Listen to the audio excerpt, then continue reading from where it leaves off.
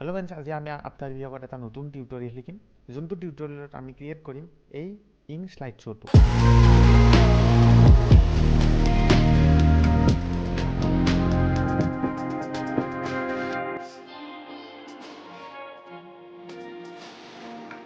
এই শ্লাইড শ্ব'টো যদি আপোনালোকে বিগিনাৰ হয় তথাপিতো ক্ৰিয়েট কৰিব পাৰিব।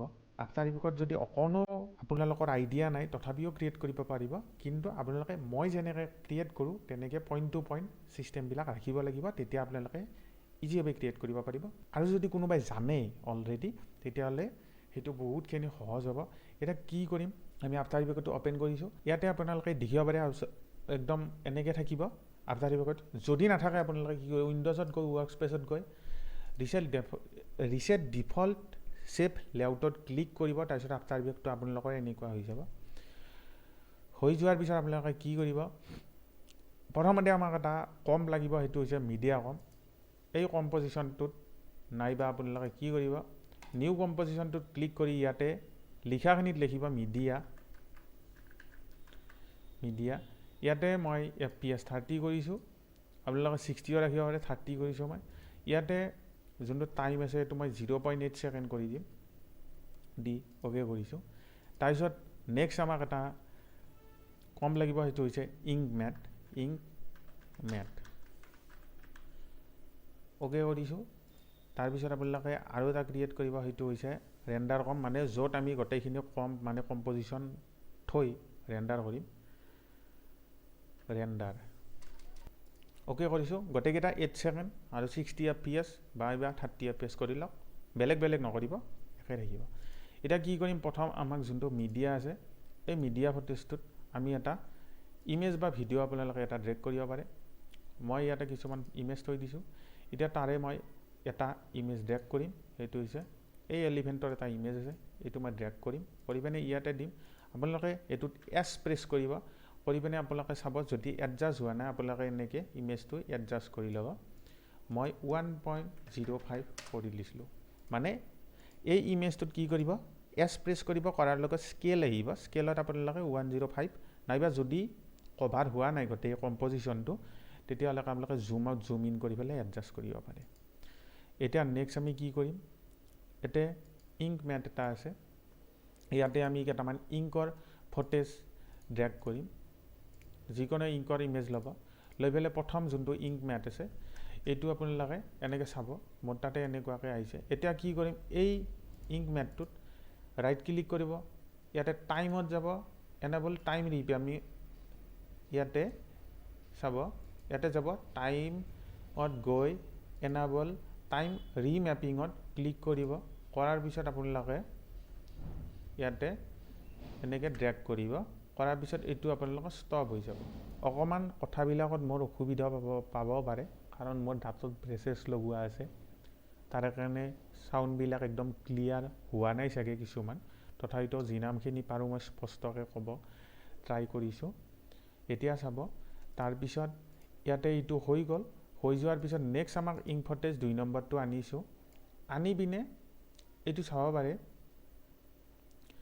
এইটো আমি এইখিনিত দিছোঁ, দি পিনে এই যোনটো ইংক প্ৰথম মেটটো এইটো ইফেক্টছত গৈ আপোনালোকে চাৰ্চ কৰিব ইনভাৰ্ট চাৰ্চ কৰাৰ লগে লগে এই ইনভাৰ্ট ইফেক্টটো প্ৰথম ইংক মেটটোত দিব। দিয়াৰ পিছত চাব পাৰে এনেকুৱা হৈ গৈছে। হৈ যোৱাৰ পিছত এতিয়া কি কৰিম, আমাৰ এই যোনটো ইনভাৰ্ট ইফেক্ট, এই ইফেক্টটো ইয়াতেও দিম, এই ইমেজটো দি পিনে এইটো আমি স্ক্ৰীন কৰি দিম, আৰু তলত যোনটো আছে এইটোও স্ক্ৰীন কৰি দিম। দিয়াৰ পিছত এনেকুৱা হৈ গৈছে। এতিয়া কি কৰিব, এইটো ডুপ্লিকেট এটা কৰিব, কৰি পিনে আৰ প্ৰেছ কৰিব, কৰি পেলাই ৰ'টেশ্যন কৰিব, এছ প্ৰেছ কৰিব, এইটো চাইজটো কমাই দিব, দি পিনে এইটো এইখিনি মানত দি দিব। দিয়াৰ পিছত আপোনালোকে এই যোনটো অকণমান ফ্ৰেম আগুৱাই আনিব, আৰু এটা আপোনালোকৰ নতুন এটা ইংক মেটৰ ফুটেজ এটা ক্ৰিয়েট হ'ব। এতিয়া কি কৰিব, আমাক আৰু এটা ইংক মেটৰ হেৰি আছে, ফুটেজ আছে, এইটোতো আমি সেই ইনভাৰ্ট ইফেক্টটো দিম, দি পিনে ইয়াকে আমি স্ক্ৰীন কৰিম, কৰি পিনে এই যোনটো মেট আছে এইটো এছ প্ৰেছ কৰি আমি ইয়াতে দি দিম। এতিয়া চাব আপোনালোকৰ এই গোটেইকেইটা ক্ল'জ কৰিব। কৰাৰ পিছত এতিয়া আমি ৰেণ্ডাৰ কমত যাম, যাই পিনে ডাবল ক্লিক কৰিম। আমাক এটা টেক্সচাৰ এটা লাগিব বেকগ্ৰাউণ্ডৰ কাৰণে, সেইটো আমি ইম্পৰ্ট কৰি ল'ম আৰু এইটো আমি ইয়াতে ড্ৰেগ কৰিম। কৰি পিনে এইটোত এছ প্ৰেছ কৰিব, কৰি পিনে আপোনালোকে এনেকৈ এডজাষ্ট কৰি ল'ব। তাৰপিছত এতিয়া আমি কি কৰিম, নেক্সট আমাৰ কাম আছে, এই যোনটো মিডিয়া কমটো আমি ইয়াতে ড্ৰেগ কৰিম আৰু যোনটো আমাৰ ইংক মেট আছে সেইটোও ড্ৰেগ কৰিম। আপোনালোকে যোনটো মিডিয়া কম আছে এইটো ইংক মেটৰ তলত থৈ মিডিয়াটো আপোনালোকে লুমা মেট কৰি দিব। দিয়াৰ পিছত আপোনালোকৰ এনেকৈ এটা ইফেক্ট এটা ক্ৰিয়েট হ'ব। মই দেখাই দিছোঁ, এতিয়া চাওক এনেকৈ এটা ইফেক্ট এটা ক্ৰিয়েট হ'ল। কিন্তু এই বস্তুটো একদম নৰ্মেল হৈ আছে। এইটো বস্তুত আৰু এক ষ্টেপ আগুৱাই নিয়াৰ কাৰণে কি কৰিম, এই যোন দুটা এই মেট দুটা কণ্ট্ৰল ডি প্ৰেছ কৰিম, কৰি পিনে আমি 15 ছেকেণ্ড আগুৱাই যাম। 15 ছেকেণ্ড মানে 15 ফ্ৰেম আগুৱাই গৈ এইটো দিম। দি পিনে যোনটো আমাৰ ইয়াৰে মিডিয়া, এই মিডিয়া কমটোত আমি এটা ইফেক্ট দিম, সেইটো হৈছে কাৰ্টুন ইফেক্ট। এই কাৰ্টুন ইফেক্টটো আমি ইয়াতে ড্ৰেগ কৰিম। ড্ৰেগ কৰি ইয়াত যোনটো ফিল আছে এইটো ফিল কৰি দিম আৰু ইয়াতে ডিটেইলছত আপোনালোকে একো কৰিব নালাগে, স্মুথ শ্বেডিং 35 কৰিম, ডিটেইলছত আপোনালোকে 20 কৰি দিব। দিয়াৰ পিছত ইয়াতে আমাৰ ইয়াতে কাৰ্টুন ইফেক্ট এটা ক্ৰিয়েট হ'ব, আপোনালোকে চাব। হোৱাৰ পিছত এতিয়া কি কৰিম, এই যোনটো ইংক মেট আছে এই প্ৰথমটো আৰ প্ৰেছ কৰিব, ইয়াতে এইটোৰ লেভেলটো 180 কৰি দিব। এনেকৈ আপোনালোকৰ ইফেক্ট এটা আহিব। এতিয়া কি কৰিম, আমি ইয়াতে এটা টেক্সট লিখিম। ধৰি লওক টেক্সটটো হৈছে কণ্ট্ৰল টি প্ৰেছ কৰিম, কণ্ট্ৰল টি নাইবা আমি ইয়াতে টেক্সট টুল যে আছে এই টেক্সট টুল দি টিপি ইয়াতে ক্লিক কৰিম। ইয়াতে লিখিম ইংক শ্লাইড শ্ব'। দিয়াৰ পিছত এই ইফেক্টটো আমাৰ আহিব। অহাৰ পিছত এতিয়া কি কৰিম, মই ইয়াতে আখৰটোত এটা এনিমেশ্যন দিম। সেইটো দিয়াৰ কাৰণে আপোনালোকে কি কৰিব, ইয়াতে এনেকৈ এডাল ক্ল'জ কৰা এডাল এৰো আছে, এইটোত টিপিব। এনিমেটৰটোত যায় ইয়াতে এনিমেট যে আছে অপেচিটিত ক্লিক কৰিব, অপেচিটি 0 কৰিব।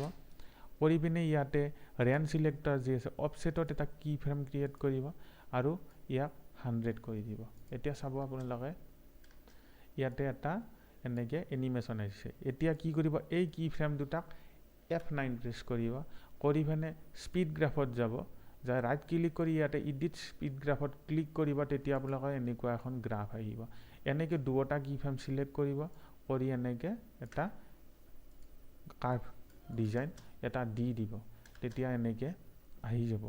এতিয়া কি কৰিম, এই বস্তুটো ভি প্ৰেছ কৰিব, কৰি এই ইংক শ্লাইড শ্ব' টেক্সটটো ইয়াতে লৈ আহিব।